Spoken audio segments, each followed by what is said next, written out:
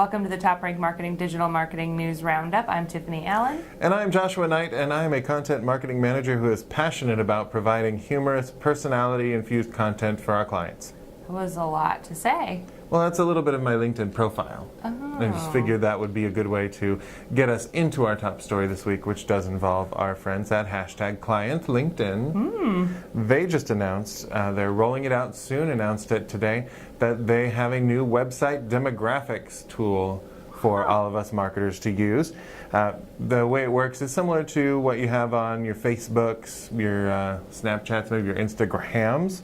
But you take an insight tag, a little piece of code, you put that on your site, and then you can go into your LinkedIn account and you can create audiences that you want to track based on LinkedIn's demographics. So you create the audiences, you collect your insights, and then you can customize the content that you're putting out for your ideal prospects. And you can target your LinkedIn ads because, as luck would have it, the demographics that you're tracking do track directly to the audiences that you can track with LinkedIn ads. So I thought that was a cool little coincidence there that this seems to be aimed at getting you more proficient with marketing with LinkedIn. But I say cool. LinkedIn is great for B2B and it's coming up for B2C. So yeah, get yourself some demographics.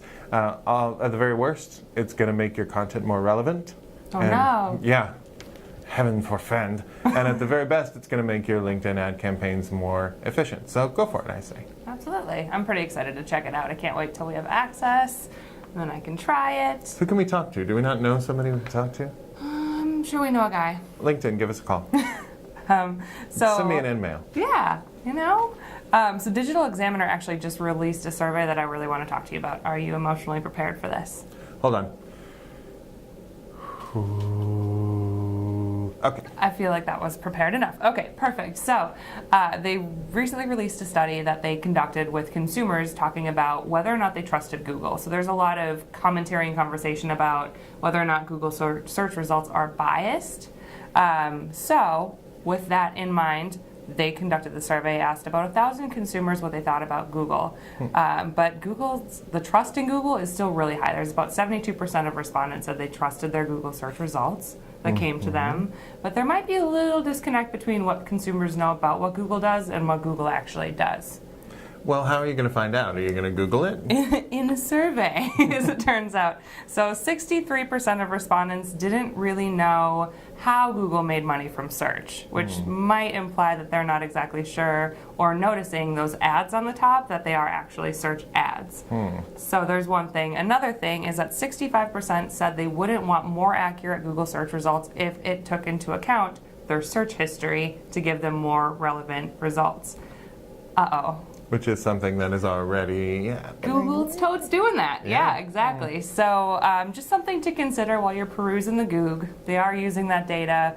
Consumers might not have the best idea. Like, obviously, as marketers, we use a lot of Google tools and understand how it works. So this for us is like, well, of course. But your average person might not know those things. So just keep that in mind. But from an SEO standpoint, consumers are still feeling really confident in terms of what they see coming from Google. So that shouldn't have too much of an effect on your SEO strategy for now. That is an interesting question. Just like, do you think that Google is biased? Because the way that Google is structured, totally. It's biased to your preferences. So, you know, if you want to see what Google looks like independent of those things, pop open an incognito window. Maybe see what's going on the other side, outside your bubble, outside the box. outside would be nice, right? Never mind. It's raining. Oh, that's right. Well, let's stay in and let's create some new content because it turns out, based on new research from the Content Marketing Institute, dudes who know a little bit about content marketing, I should say, folks who know a little more about content marketing. I still want dude to be gender neutral, but I fear that it's not. So, I believe in you. The good folks at the Content Marketing Institute just did some research with SmartBrief. They got 1,200 SmartBrief subscribers to talk about how they use content through their buyer journey. So this is on the side of the people who are actually consuming this content. Consuming. So they found that 81% of their respondents use research before contacting a vendor. So that means 81% of people are reading content before they even come into contact with your brand. What I thought was interesting, though, is credible content beats an unbiased source as what people prefer. So 40% of people said they want credible content and they don't care where it comes from. Only 31% said that they required an unbiased source. So what that means is 81% of people are looking for content. Almost half of them are totally cool with the content coming from your brand. They will trust you if you have that credibility. Turns out original research is the best bet for content that's going to have credibility. 74% said that that was one of the most credible sources, right up there with like a one-to-one recommendation from a peer and reviews. So only 43% of people said that case studies would sway their opinion. And what was shocking to me is 21% said blog posts and 35% said ebooks were content that they would take into account. So what I see from that is your blog posts are going to lead people closer to your brand, not necessarily influencing that decision right off the top, because only 21% say they're going to read a blog post and then buy something. Right. So, and it's still valid, it's still a useful thing, it's still part of the journey, but you want to get them down towards that really big rock original research content that's going to get that actual decision made. The other thing that I thought interesting in this is 82% of people who are sharing content with their teams, so content you produce and then they read it and go, and then they share it with their team, they're sharing it via email. So only 5% of people are sharing links with their team on social, and email is the major way that they're getting things seen. So the question and the challenge for us is, does our stuff look good when it's shared on email? Yeah. How can we make it easier to share something on email and have it really stand out?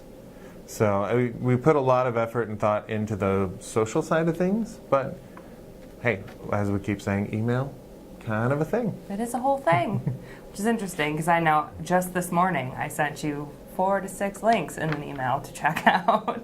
So that lends itself to be true. I wonder though, in terms of case studies, it's curious to hear, I wonder how that works in terms of B2B, because I feel like a lot of executives when they're making decisions, that's one of the first things they ask for. So that's an interesting point. So Josh, I have to ask you, have you ever done social media marketing with video? Never. I would love to explore video, but I don't think that really I'm any good at it. Oh, well, that's fair. Well, well, thanks. Based on available evidence. There's a new infographic that just came out that talks about what works on social media with videos, what doesn't, what consumers want, and how marketers are using it.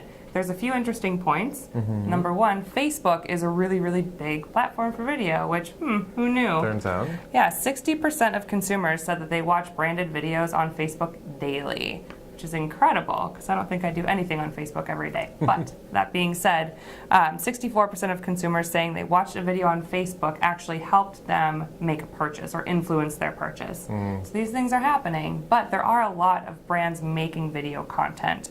48% of marketers create 4 videos per month to share on social media. Who could ever keep that cadence up? That's one a week. And 39% of consumers are more likely to watch videos with subtitles. So this kind of leads back to a few months ago when we were talking about how important it is that your videos can stand on their own with just the subtitles underneath without all of the sound effects and songs and all those things. So it's important to keep that in mind.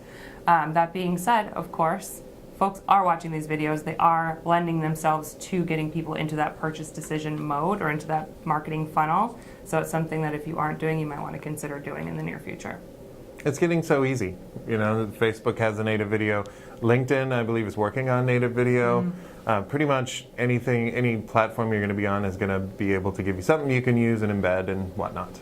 Yeah, definitely. So that is all we have for you for news highlights this week. We'll have more on the TopRank blog at toprankblog.com if you want to check that out. Otherwise, we'll be back next week with more news and adventures. Yes, please do head over to the blog to dig into our post for this week. And that will have these stories with more details and links, plus some other stuff that we didn't even talk about. Yeah. I'm not at liberty to tell you what it is. You're going to have to go look. That's fair. Otherwise, you can follow TopRank on Twitter at TopRank or follow me at Tiffany_Allen. And you can get me on Twitter at Nitewrites. That's NITEWRITES. And we'll see you next week. Thanks for tuning in. Bye.